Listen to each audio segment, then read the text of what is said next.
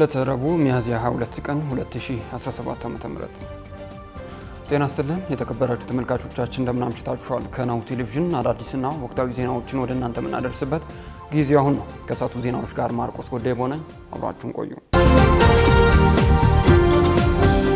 ክቡራን ተመልካቾቻችን አርዕስተ ዜናዎቹን አስቀድመን በተለያዩ አካባቢዎች የሚገኙ ተፈናቃዮች ወደ ቀያቸው እንዳይመለሱ የፖለቲካ ማስያዣ ሆነዋል ሲል የሰላም ሚኒስቴር አስታወቀ።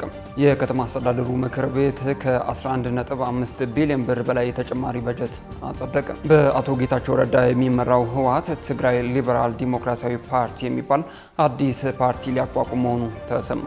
ከውጭ ሶማሊያ ቻይናን ለማስደሰት የታይዋን ዜጎች ወደ ሀገሯ እንዳይገቡ እገዳ መጣሏ ተገለጸ።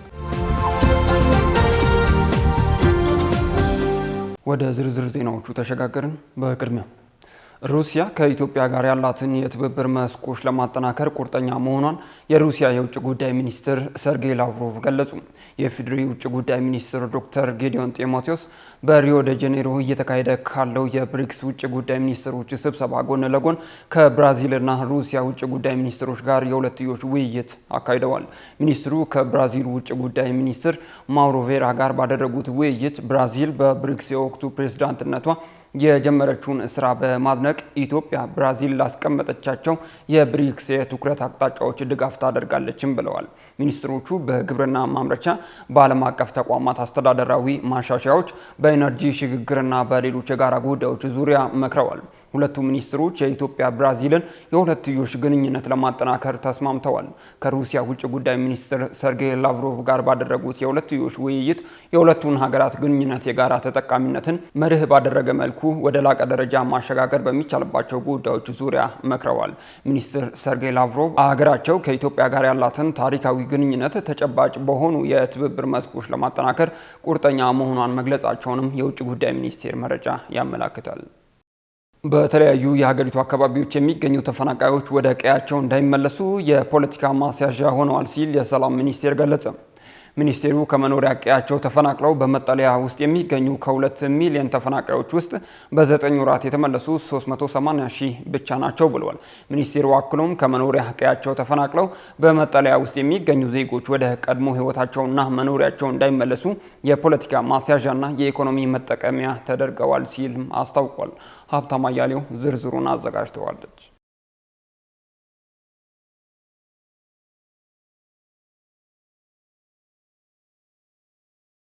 በኢትዮጵያ ከሰሜኑ ጦርነት ጀምሮ ባለፉት ዓመታት በተለያዩ የሀገሪቷ ክፍሎች የተከሰቱ ግጭቶችን ተከትሎ ትግራይን ጨምሮ በአማራ፣ አፋርና ኦሮሚያ ክልሎች የሚገኙ የሀገር ውስጥ ተፈናቃዮች ቁጥር በከፍተኛ ሁኔታ መጨመሩን እየወጡ ያሉ መረጃዎች አመላክተዋል። እነዚህ ተፈናቃዮች በሚገኙባቸው የመጠለያ ጣቢያዎችም እንደ ወባና ኮሌራ ያሉ ተላላፊ በሽታዎች የተከሰቱ ሲሆን በቂ የሆነ የመጠለያ ጣቢያ እንዲሁም የሰብአዊ ድጋፎች በአግባቡ እየቀረቡ አለመሆኑንም በቅርቡ ተፈናቃዮች ተናግረዋል። በመሆኑም የሰላም ሚኒስቴር ሚያዝያ 20 ቀን 2017 ዓ.ም የተቋማቸውን የ9 ወራት እቅድ አፈጻጸም ለሕዝብ ተወካዮች ምክር ቤት የውጭ ግንኙነት ሰላም ጉዳዮች ቋሚ ኮሚቴ ባቀረበበት ወቅት ይህንን ጉዳይ በሚመለከት ማብራሪያ ሰጥቷል። የሰላም ሚኒስትሩ አቶ መሐመድ ኢድሪስ በዚህ ወቅት ከመኖሪያ ቀያቸው ተፈናቅለው በመጠለያ ጣቢያዎች ውስጥ የሚገኙ ዜጎች ወደ ቀደም ሕይወታቸውና መኖሪያቸው እንዳይመለሱ የፖለቲካ ማስያዣና የኢኮኖሚ መጠቀሚያ ተደርገዋል ሲሉ አስታውቀዋል።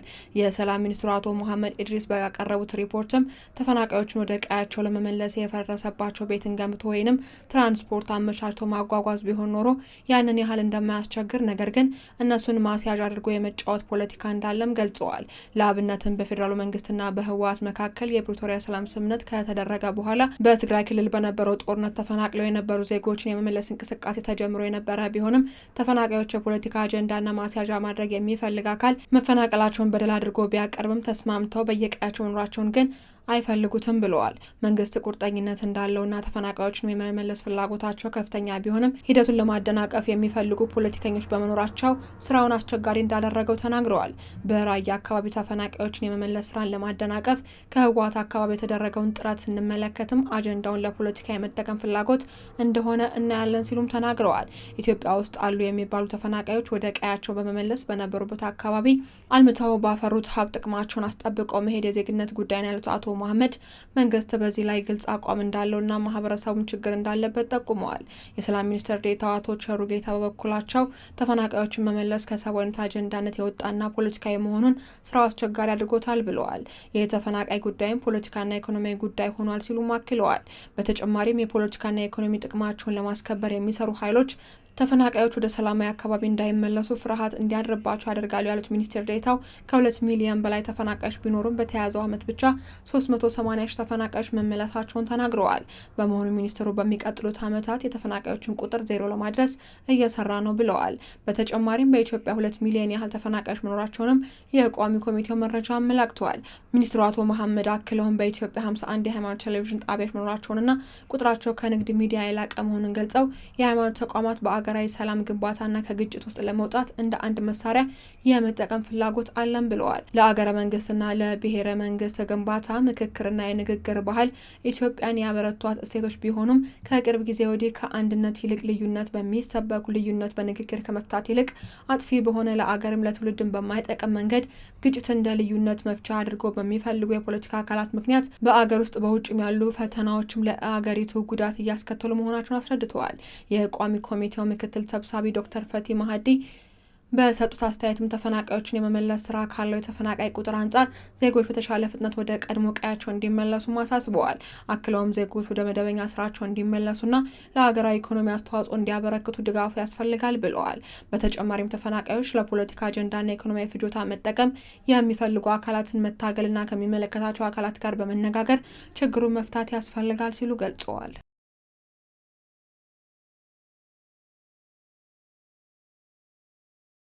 የከተማ አስተዳደሩ ምክር ቤት ከ11.5 ቢሊዮን ብር በላይ ተጨማሪ በጀት አጸደቀ። የአዲስ አበባ ከተማ አስተዳደር ምክር ቤት ለ2017 በጀት ዓመት የሚውል ከ11.5 ቢሊዮን ብር በላይ ተጨማሪ በጀት አጽድቋል።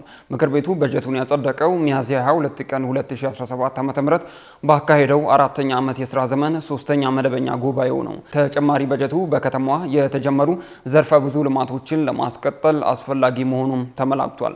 በጀቱም በቁጠባና ሰው ተኮር ለሆኑ ፕሮጀክቶች የማዋል ተግባሩ ተጠናክሮ እንደሚቀጥልም ተጠቁሟል። በሌላ በኩል በመዲናዋ አልፎ አልፎ የሚስተዋሉ የመልካም አስተዳደር ችግሮችን ለመቅረፍ የሚሰሩ ስራዎች ተጠናክረው እንደሚቀጥሉ ከንቲባ አዳነች አቤቤ ገልጸዋል። ህብረተሰቡ ቀልጣፋና ከብልሹ አሰራር የጸዳ አገልግሎት እንዲያገኝም የሚደረገው የቁጥጥር ስራ ተጠናክሮ ይቀጥላልም ብለዋል። በአቶ ጌታቸው ረዳ የሚመራው ህወሓት ትግራይ ሊበራል ዲሞክራሲያዊ ፓርቲ የሚባል አዲስ ፓርቲ ሊያቋቁም መሆኑ ተገለጸ።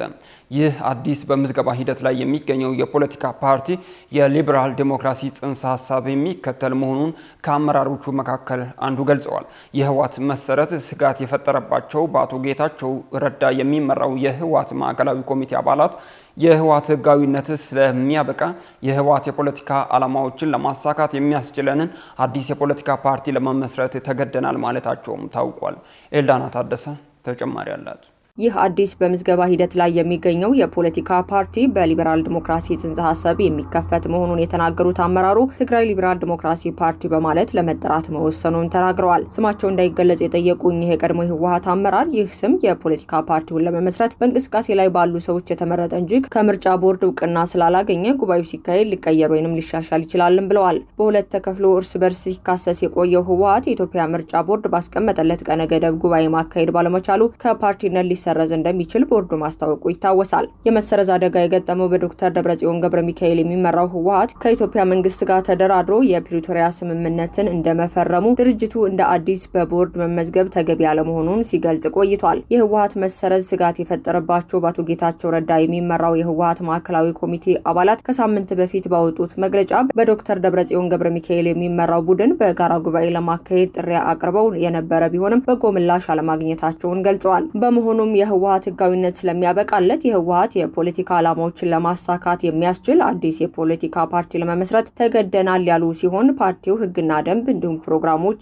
አርቅቆ መጨረሱንም ተናግረዋል። ምንጩ አክለውም የድጋፋቸውን ፊርማ በማሰባሰብ ላይ እንደሚገኙም አመላክተዋል። ይሁን እንጂ የኢትዮጵያ ምርጫ ቦርድ ያስቀመጠላቸው መስፈርት ገና ስላላሟሉ እስካሁን ድረስ ለቦርዱ በይፋ ያቀረቡት ጥያቄ እንደሌለም ተናግረዋል። የኢትዮጵያ ምርጫ ቦርድ ይህንን ስብስብ ለምዝገባ እየሄደበት ያለውን ሂደት እንደማያውቅም ምንጩ ለቢቢሲ ተናግረዋል። ተናግረዋል። ይህ በምዝገባ ሂደት ላይ የሚገኘው ፓርቲ ክልላዊ ፓርቲ እንደሆነ የተናገሩት ግለሰቡ ከኢትዮጵያ ምርጫ ቦርድ በግንቦት መጀመሪያ ወር ላይ ቅድመ እውቅና እናገኛለን ብለን እናስባለን ሲሉም አክለዋል። የትግራይ ክልል ጊዜያዊ አስተዳደር ፕሬዝዳንት የነበሩት አቶ ጌታቸው ረዳ፣ የትዕምት ዋና ስራ አስፈጻሚ አቶ በየነ መክሩ እንዲሁም ደግሞ ፕሮፌሰር ክንዳይ ገብረ ሕይወት እንደሚገኙበትም ታውቋል። አሁን ህጋዊ እውቅና ለማግኘት እየተንቀሳቀሰ ያለው ፓርቲ በሌተናል ጀነራል ታደሰ ወረደ የሚመራውን የትግራይ ጊዜያዊ አስተዳደር የአንድ ዓመት ጊዜ ካበቃ በኋላ ክልሉን መንግስት ለመመስረት በሚያደርገው ምርጫ እንደሚሳተፍም ምንጩ ገልጸዋል። አዲሱ የሚመሰረተው የትግራይ ሊበራል ዲሞክራሲ ፓርቲ ከኢትዮጵያ ምርጫ ቦርድ እውቅና ካገኘ በኋላ ከባለሀብቶች እስከ ቀን ሰራተኛ ድረስ በአባልነትና በአመራር ተቀላቅሎ ሊያሳትፍ እንደሚችልም ተናግረዋል። ከፓርቲው መስራች አንዱ የሆኑት አቶ ጌታቸው ረዳ የጠቅላይ ሚኒስተሩ የምስራቅ አፍሪካ ጉዳዮች አማካሪ ሚኒስተርና ፕሮፌሰር ክንዳይ ገብረ ሕይወት በሚኒስተር ዴታ ማዕረግ የትምህርት ሚኒስተር አማካሪ ሆኖ በጠቅላይ ሚኒስተር አብይ አህመድ መሾማቸው ይታወሳል። ትግራይ ሊበራል ዲሞክራሲ ፓርቲ ከብልጽግና ጋር ልክ እንደ ሌሎች በሀገር ውስጥ እንደሚንቀሳቀሱ ፓርቲዎች ተባብሮ ለመስራት ይችላል እንጂ የሚያገኘው ነገር የለም፣ ገለልተኛና ነጻ ፖለቲካ ፓርቲ ነው ሲሉም ገልጸዋል። በ1967 ዓ.ም በደደቢት በረሃ የተመሰረተው ህወሓት ከትግራይ ጦርነት በኋላ በገጠመው የአመራር ለሁለት ተከፍሎ እርስ በእርስ ሲካሰስ ቆይቷል። በነ ደብረጽዮን ገብረ ሚካኤል የሚመራው ህወሓት ባለፈው ዓመት ዶክተር ደብረጽዮን ገብረ ሚካኤል የሚመራው ህወሓት ባለፈው ዓመት ነሐሴ ወር ላይ ጉባኤ ቢያካሄድም የምርጫ ቦርድ ስላልተቀበለው ጉባኤው እንደ አዲስ እንዲያደርግም ተጠይቆ ነበር። ህወሓት እንደ አዲስ አልመዘገብም በማለት የምርጫ ቦርድ ጥያቄን ውድቅ ማድረጉም የሚታወስ ነው። ህወሓት እንደ ፓርቲ በቀጣዮቹ 2 ሳምንታት እንደ ፖለቲካ ፓርቲ እውቅና የማያገኝ ከሆነ መዘዙ የከፋ ነው በሚል መግለጫም አውጥቷል። ሰራተኞች የሚከፈላቸው ደሞዝ አነስተኛ ሆኖ እያለ ከፍተኛ የገቢ ግብር መቆረጡ መሰረታዊ ፍላጎታቸውን እንዳሟሉ ማድረጉን ኢሰማኮ አስታወቀም። የኢትዮጵያ ሰራተኞች ማህበራት ኮንፌዴሬሽን አሁንም በሚሊዮን የሚቆጠሩ ኢትዮጵያውያን ሰራተኞች የኑሮ ሁኔታ አሳሳቢነቱ ቀጥሏል ሲል አስታውቋል። ኮንፌዴሬሽኑ ይህንን ያለው በመጪው ሐሙስ በዓለም አቀፍ ደረጃ ለ136ኛ እንዲሁም በኢትዮጵያ ደግሞ ለ50ኛ ጊዜ የሚከበረውን የሰራተኞች ቀንን አስመልክቶ በሰጠው ጋዜጣዊ መግለጫ ነው። ኢሰማኮ የዋጋ ግሽበት የደሞዝ ተከፋዩን የመግዛት አቅም በእጅጉ እንዳዳከመው ነው ብሏል። ዝቅተኛ የደሞዝ ወለል እስካሁን አለመወሰኑን ያስታወቀው ኮንፌዴሬሽኑ ሰራተኞች የሚከፈላቸው ደሞዝ አነስተኛ ሆኖ እያለ ከፍተኛ የገቢ ግብር ስለሚቆረጥባቸው መሰረታዊ ፍላጎቶቻቸውን እንዳያሟሉ አድርጓቸዋል ብሏል። የኢትዮጵያ ሰራተኛ ማህበራት ኮንፌዴሬሽን ፕሬዝዳንት አንዳንድ አሳዶች የማህበር መሪዎች ለአባሎቻቸው ስለቆሙ ወይንም ለአባሎቻቸው መብት ስለተከራከሩ ብቻ ከስራ ይባረራሉ፣ ይዋከባሉ ወይንም ራቅ ወዳለ ቦታ እንዲዘዋወሩ ይደረጋሉ ብለዋል። ኑሮ የከበዳቸውን ተቀጣሪ ሰራተኞችን በተመለከተ ከዚህ ቀደም ለጠቅላይ ሚኒስትር ዶክተር አብይ አህመድ የተላኩ ጥያቄዎችን በተመለከተም በተደረገው ውይይት ጥያቄዎችን ተቀባይነት አግኝቶ ለሚመለከታቸው ሚኒስትሮች ተላልፎ ተሰጥቷቸዋል። ሆኖም የተወሰኑ ጥያቄዎች ምላሽ ያገኙ ቢሆንም መሰረታዊና ቁልፍ የሆኑ የሰራተኞች ጥያቄዎች አልተመለሱም ሲሉም ገልጸዋል። አሁን መልፋት አልፎበታል። አንድ ሆነው ብዙ የሚሆኑበት ጊዜ መጥቷል። በጣቶ ፍጥነት ትኬቶን ቆርጠው ወደ ፈለጉበት ይጓዛል። ለመንገዶን ጊዜን ቀድመው በመረጡት ሆቴል ወዲያውኑ ማረፊያውን ይይዛል።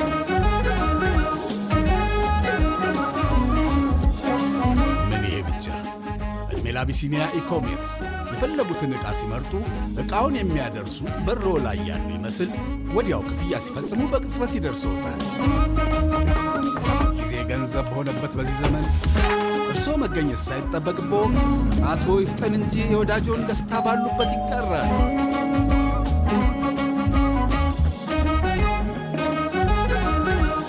አቢሲኒያ የሁሉም ምርጫ።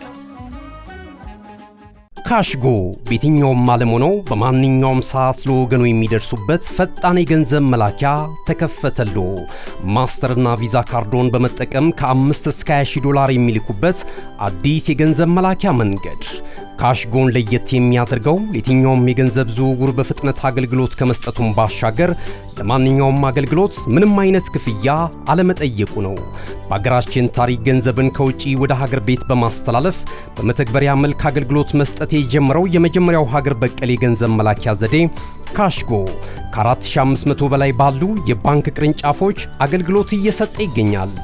ገንዘቦን በሰኮንዶች ልዩነት ውስጥ ይፈልጉ በአካውንቶ ወይንም በእጆ ቆጥረው የሚወስዱበት ልዩ ዘዴ። በቅርቡ ሁሉንም ኢትዮጵያዊ ባለቤት ለማድረግ ጉዞ የጀመረው ካሽጎ ዛሬውኑ መተግበሪያውን በስልኮ ላይ በመጫን የአገልግሎቱ ተጠቃሚ ሆኑ።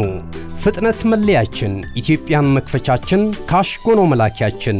ካሽጎ የአዲሱ ትውልድ ብራንድ።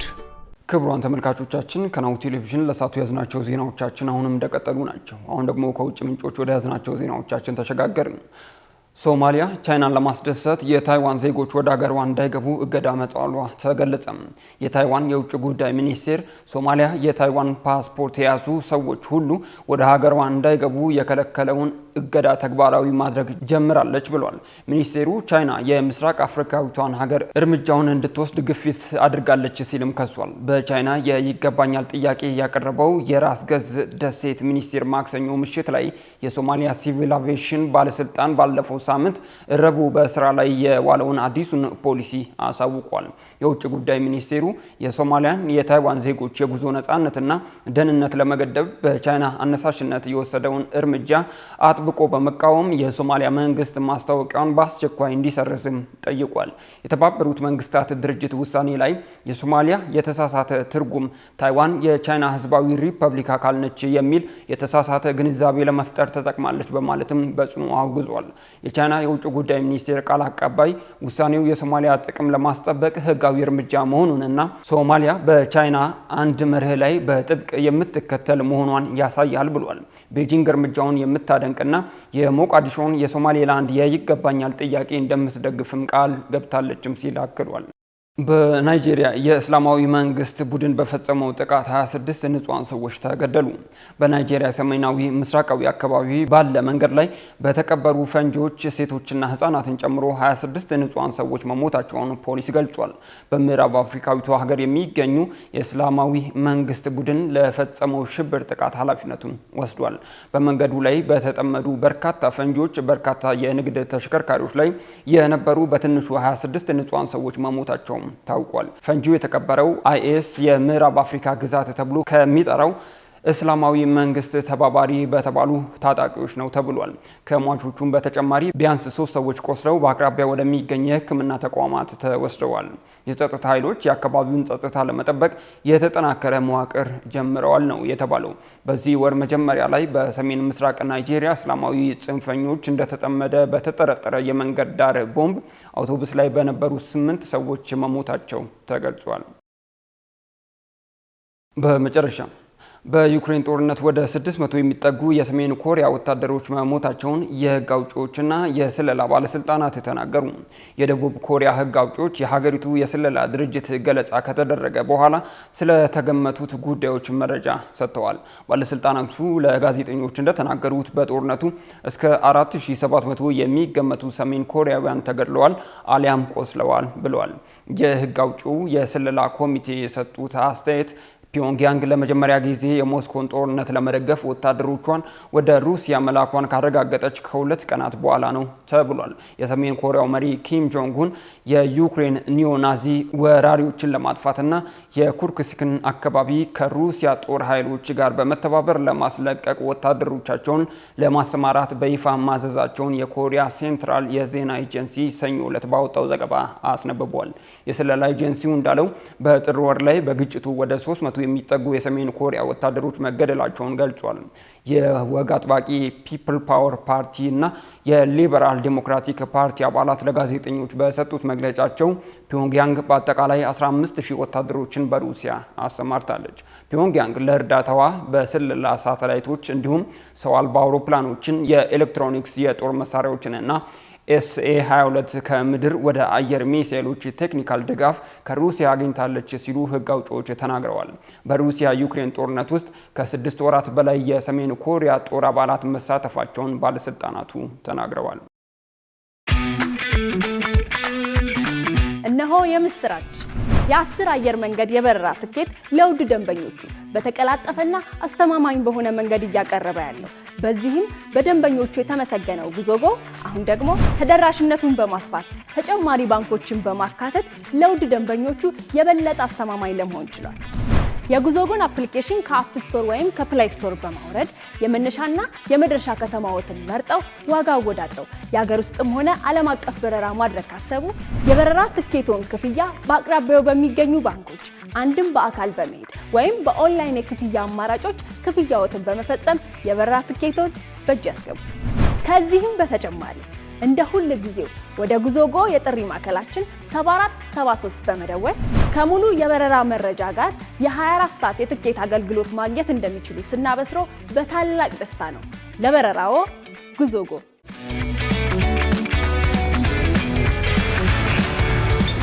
ክቡራን ተመልካቾቻችን ከናሁ ቴሌቪዥን ለሰዓቱ ያዝናቸው አዳዲስና ወቅታዊ ዜናዎቻችን በዚሁ ያበቁ።